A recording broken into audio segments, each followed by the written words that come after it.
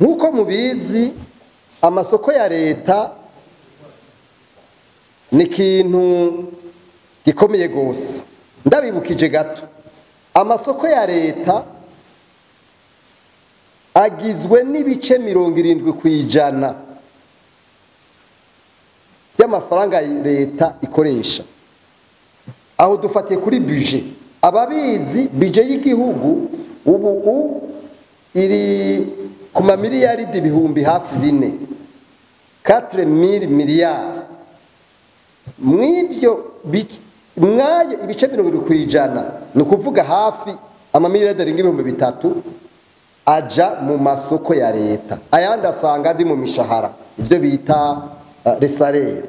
Ayandi ugasanga ari muri bijye baza gufashisha kugira amakotization mu ma organisme international Burundi burimo. Ayandi yose usanga aja mu masoko ya leta. Mugabo hejuru y'ico kandi hariho n'amasoko ya leta, murazi nk'ibi vya rigide ntivyahora bijamwe. Zirigide zimuraza amasoko ya leta ikoresha, murazi za OTB, amashirahamwe menshi ya leta. Hariho n'amaproje yandi muzi y'aba partenaire aba Bayer n'abandi abatwita abafasha Burundi. Byose bica mu masoko ya leta. Iyo rero ibintu bijanye n'amasoko ya leta bidatunganijwe neza banyahugira Imana, nagira ndababwire yuko igihugu kica gicupira mu bintu bijanye n'ubutunzi. Muhora mwumva, nibaza ko uwateguye ikigwa aza kubibabwira neza. Muhora mwumva ibintu bijanye mu bisanzwe.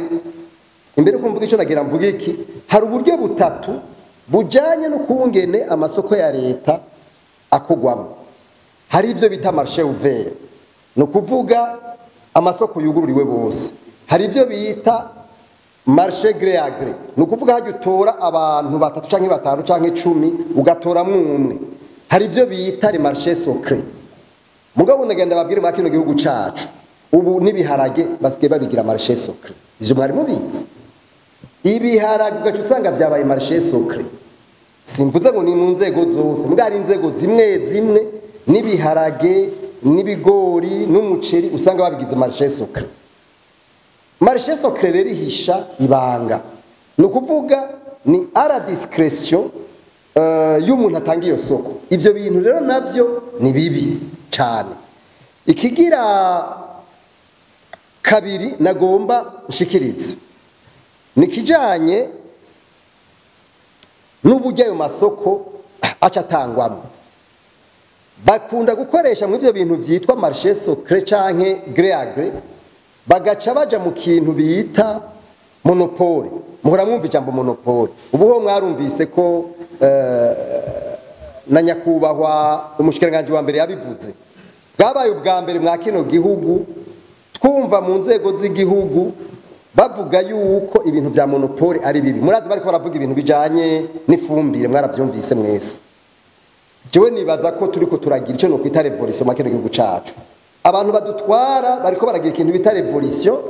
Turavye ibibazo vyabajijwe mu nama nshinga amateka, ibibazo abashikiranganje ubuheruka, tukaraba ivyo umushikiranganje wa mbere yashikirije kubijanye na monopole, nibaza neza yuko ivyo bintu ari ibintu vyo gushigikira. Turiko turabivuga ngaha rero nukumenya yuko inzego ziringa kugira ngo zikore zikingira itunga ry'igihugu mu mamisyo bafise, kandi mu kubikora mwebwe abamenyesha makuru twese abarundi tugomba kumenya ivyo bariko barakora. Nico gituma mwibi bintu by'amasoko ya leta tudakeneye na gatoya kumva ibintu vya monopole. No kuvuga amasoko usanga habwa abantu bamwe, ugacusa cyangwa ugasanga bayaha abana babo canke abafasoni babo canke abagenzi babo. Ivyo bintu ni ibintu vyonona igihugu, bigatungisha ko abantu bakeyi cyane mu gihe abantu benshi bariko baricwa n'ubukene. Tukizera neza yuko ikigwa cyateguwe kiza kuduha umuco, kandi kigaha umuco n'inzego z'igihugu kugira ngo ibintu bibandanye bije imbere. Nizera neza yuko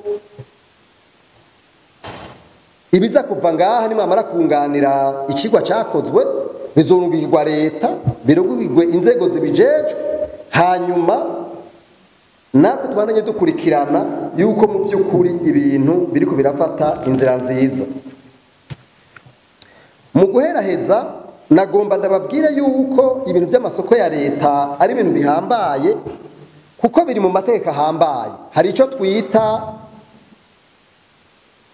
le code des marchés publics, murumva ko icyo kintu ari ikintu gikomeye. Hari icyo twita le code de procédure pénale cyane cyane le code pénal.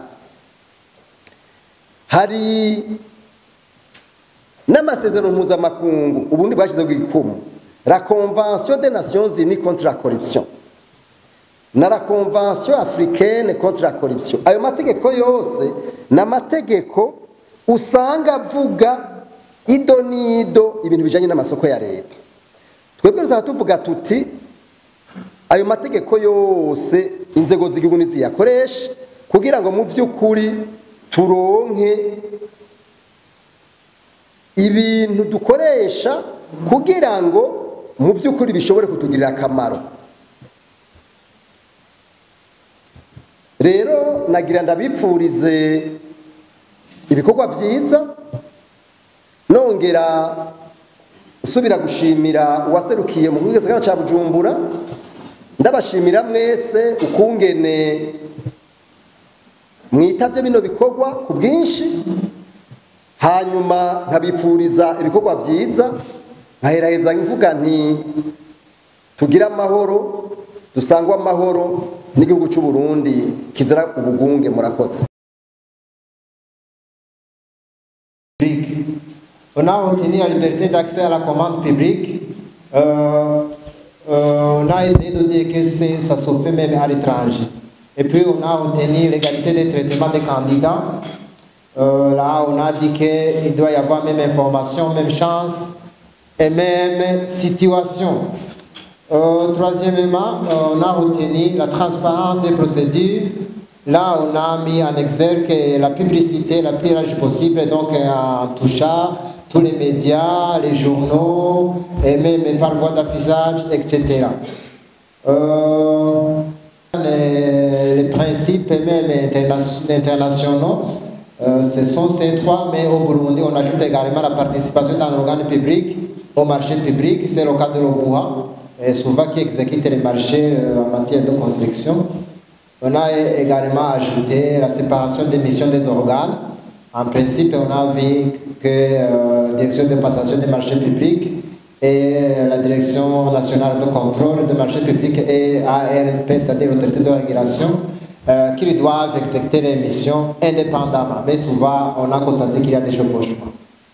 Dans la deuxième partie, surtout ce qui a retenu l'exposé, l'attention plutôt au niveau de l'exposé, l'attention des participants au niveau de l'exposé, ce sont les irrégularités ou les erreurs souvent qui sont commises lors de l'exécution des marchés. On a vu souvent que lors de la planification ou bien la mise en œuvre, et même la mise en œuvre, on essaie de faire des stratégies de telle enseigne qu'il est difficile de voir que les procédures ont été violées. C'est notamment en éliminant et qu'il n'y a pas de manipulation des informations. On a vu qu'on peut donner l'information d'un soumissionnaire à l'autre pour adapter son offre.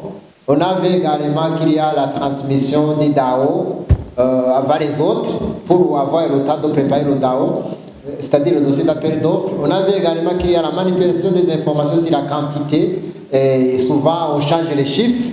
Et quand on voit que tu peux perdre, quand vous avez des personnes qui peuvent t'aider, au sein de la commission ou bien de la direction nationale de passation des marchés publics.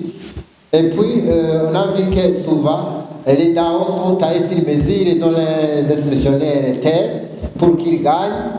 On a vu également qu'il y a les dérogations souvent qui causent des pertes à l'État parce que ceux qui ont préparé les dossiers en tiennent compte.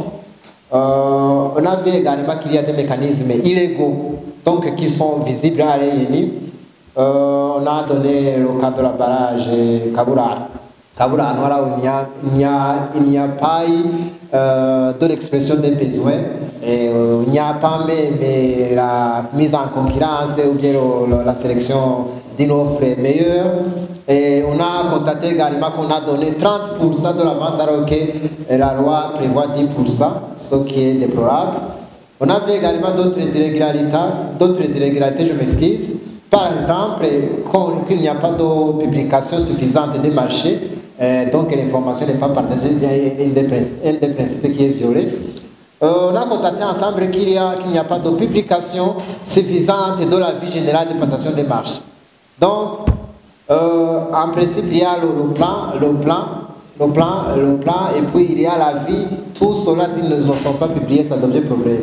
On avait également que ceux qui préparent les DAO, les dossiers d'appel d'offres, ils font des trucs.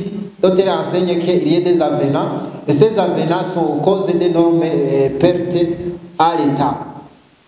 On a vu également qu'il y a l'absence de renouvellement de la cellule de passation des marchés. Donc la cellule est là, il est là pour 3 ans, 4 ans, 5 ans. On a vu ensemble que depuis 2017, il y a seulement des ordonnances, ce qui fait que les soumissionnaires qui gagnent sont déjà en contact et de relation avec ces soumissionnaires, avec plutôt les membres de la cellule de passation des marchés.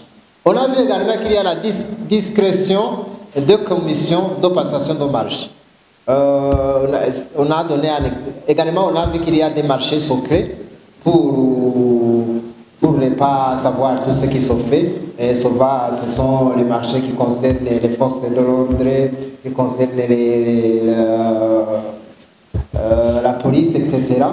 Là, donc, on a vu qu'on ne peut pas toucher là-bas, ça aussi c'est grave. Et puis, on a vu également qu'il y a un problème au niveau du respect des procédures. Par exemple, on a vu que pour les travaux supérieurs à 30 millions, il doit y avoir l'appel d'offres. Les fournitures supérieures à 25 millions, il doit y avoir appel d'offres. Les services supérieurs à d'autres montagnes supérieures à 20 000, il y a appel d'offres. Mais souvent, que cela est bafoué. On avait également le problème majeur des entreprises effectives. Là où on donne un marché à quelqu'un et puis on lui dit chercher les autres dossiers ou bien les autres performants, on va gérer. On avait également qu'il y a l'attribution des marchés aux personnes souvent qui apparaissent dans ce processus de décision, bien de contrôle, bien de régulation. Là aussi, vous voyez qu'il y a la corruption ou bien qu'il y a perte pour l'État. Et puis on a vu qu'il y a également la collision des soumissionnaires, c'est-à-dire que les soumissionnaires se mettent en accord de laisser marcher et puis tu dois faire autre. Là aussi, la concurrence est partie, ça devient grave. Il y a également la collision entre l'administration et les soumissionnaires, là où dans un membre de la cellule de passation des marchés, etc. Là aussi, l'État perd puisque cette partie revient à l'intérêt particulier qu'il devrait être resté dans le trésor public. On a essayé de voir que les commentaires et les suggestions ont tourné sur ces points. À la fin, alors, on a essayé de formuler les recommandations. Je m'excuse, peut-être que les recommandations ne sont pas adressées bien aux concernés, mais j'ai essayé. Au gouvernement, à travers les organes concernés, c'est-à-dire les autorités contractantes, ou bien les autorités de suivi, ou bien de régulation, et autres institutions publiques, de respecter le code, de faire respecter le code de marché public, c'est-à-dire les lois et les conventions relatives, d'éviter l'opacité, c'est-à-dire de faire la publicité et faire les plans prévisionnels à temps et les publier, de faire la bonne rédaction d'IDAO qui ne fait pas appel aux avenants qui font perdre l'État, de réduire les marchés sans appel d'offres, c'est-à-dire les marchés dits secrets, ou bien de les publier, de favoriser la concurrence, notamment les marchés en rapport avec les forces de l'ordre, la police, le ministère de l'Éducation, etc. Également, exiger de rendre disponible